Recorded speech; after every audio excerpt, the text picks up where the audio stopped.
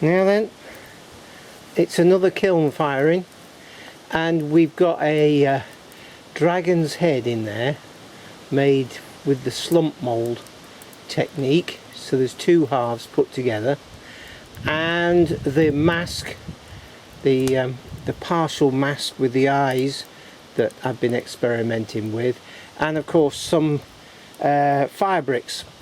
So it's 11 o'clock and I've just lit the fire down there without the grate, so I'm just letting it warm up. So we're going to be running for about an hour before we get anywhere near 100 degrees, hopefully. Without the grate it doesn't burn away so fast. But what we've done this time on the top here, instead of storage heater bricks as the first layer of the top, I've got bits of broken kiln shelf, and they are held in place with what you will later see is the fire brick mix, which is 50% by volume of sawdust to a clay sort of slurry, and it dries right up, and of course it won't shrink as much. So we'll just see how we get on with that. There was half a bucket of it used there, so we've got I'm just having my hand across the microphone because the breeze is coming from left to right, as you will see with the smoke. Yeah. So we've got kiln shelf, then storage heater bricks, then fiberglass, and hopefully less heat will get through the top. I've also coated various parts with some of this internally, with some of this fire brick mix, the 50% sawdust, and that was put in over a week ago, so that's been drying slowly. So hopefully that again will reduce heat loss. So we will but see. So I'll get back to you when we've got some exciting things happening, or even just a slightly higher temperature. Right, we're up there, and that is 2 o'clock. Yeah, we've had a steady rise in temperature, and we're on 340, and there's the wind in the camera, but we're cracking on. We've had a gentle slow rise, which is a good idea, and now it's a matter of stoking it up. In the next half an hour I want it to be at 400. Okay, it's 3:45, so we've been running for a few hours, and we're on 712 degrees C, which is we're getting there. Now, one interesting thing is, this is the kiln shelf, so that's directly in contact with the flame. That's amazing. Yeah, so I think that's working well. In fact, that's working amazingly well. And I've just had the brick. Remember, I've got that brick port. Let me just move the camera sideways a bit, gently. We got a brick port there that we used to inspect through, where you look in there now and it's just a wall of flame, which is amazingly interesting. I don't know whether I'm going to capture that. Let's just give it a go. Okay, I've got the camera on its side. Where are we? There we go. Isn't that amazing? A wall of flame. And the brick is actually red hot on the end. Right.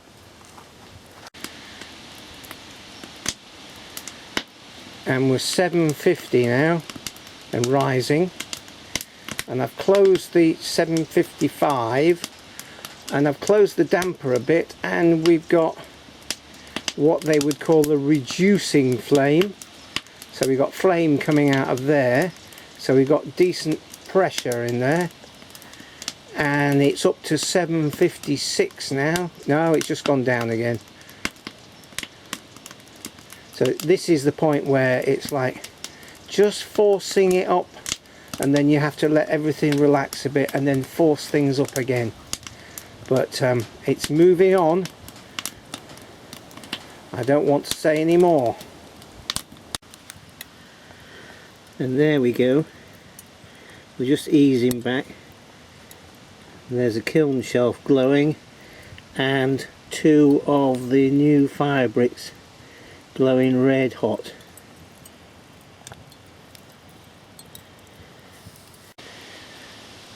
Right, well, it was up to 830, 832, and it's just easing back now. It's just proving to be a bit difficult to get beyond that. I think it's this wind. It's sucking the heat out the chimney and then blowing back down. So I think that's good enough for a bisque fire, which is all we're doing at the moment. Right, so it's the next day, and things are cooling down somewhat. So let's just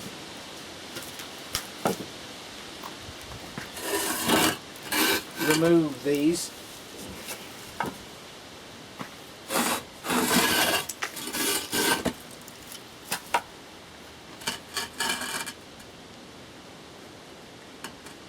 I don't want that to fall.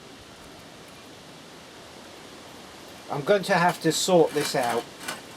I mean, we had difficulty getting above 830, so, and that's all right for a bisque fire, but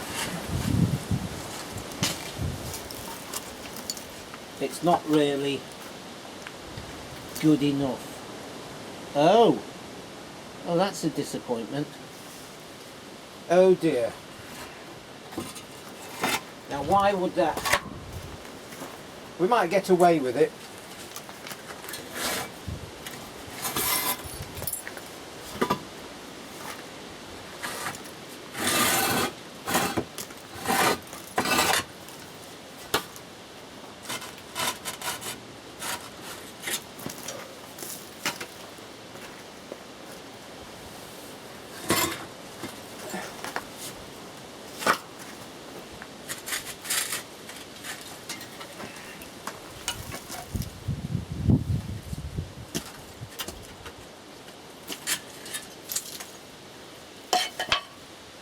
So I think we need a front loading kiln.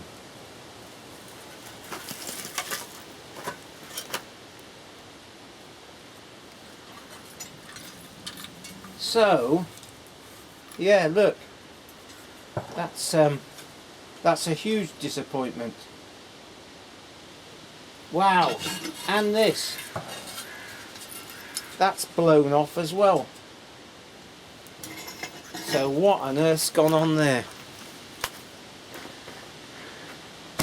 Whoops. So that's blown off the face there, and that there has blown out the side.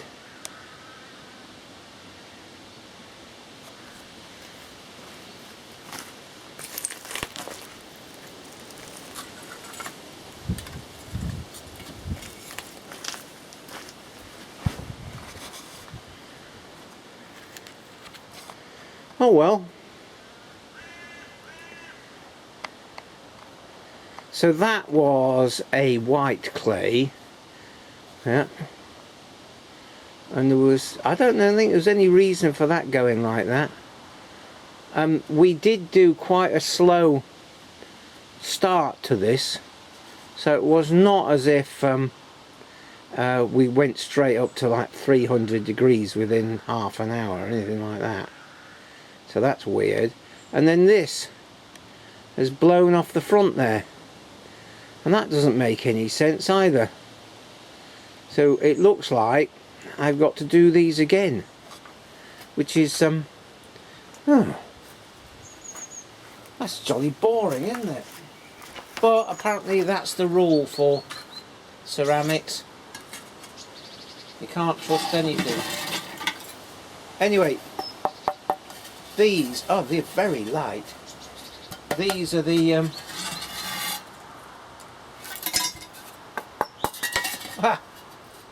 interesting. Have a look at that.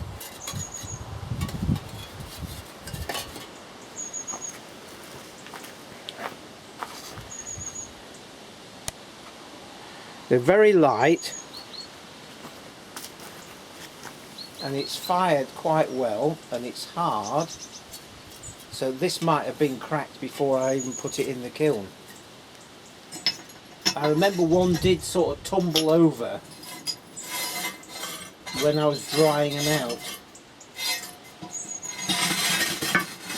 Right, removing of the kiln shell.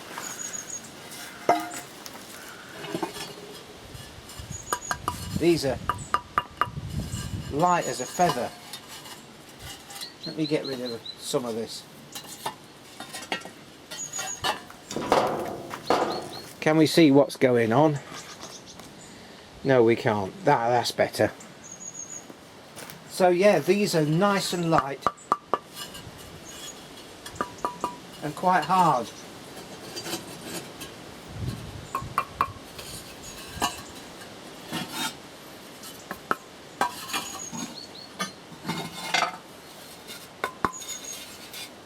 Quite good fire bricks by the feel of them, light and strong.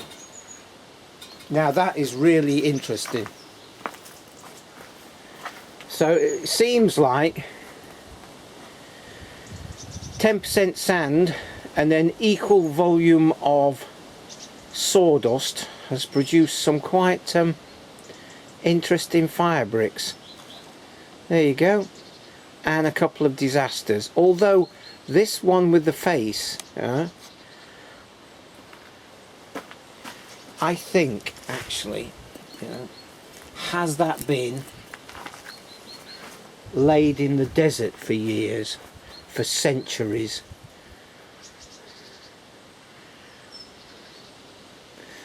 I think, well, obviously the dragon is a failure and we've got to start again, and I'm going to redo this mask or face, but I think I'll keep that one and just let the idea mature a bit.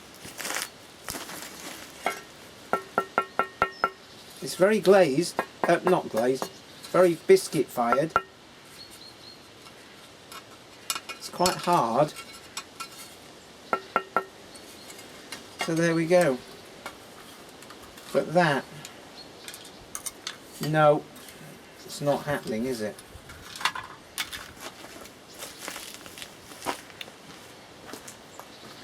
Okay, and so we move on. Keep the project rolling on. You move from one idea to the next. Be interesting to see how these homemade fire bricks, how they cut with a disc cutter. And we have got at the moment one of the fire bricks in the Rayburn range in the kitchen. One of the fire bricks is starting to crumble, so it might get one of these in there, cut to shape, put in with fire cement, and that will be a very good road test, wouldn't it? Right, I'll show you the kiln chart, and then we can leave it at that.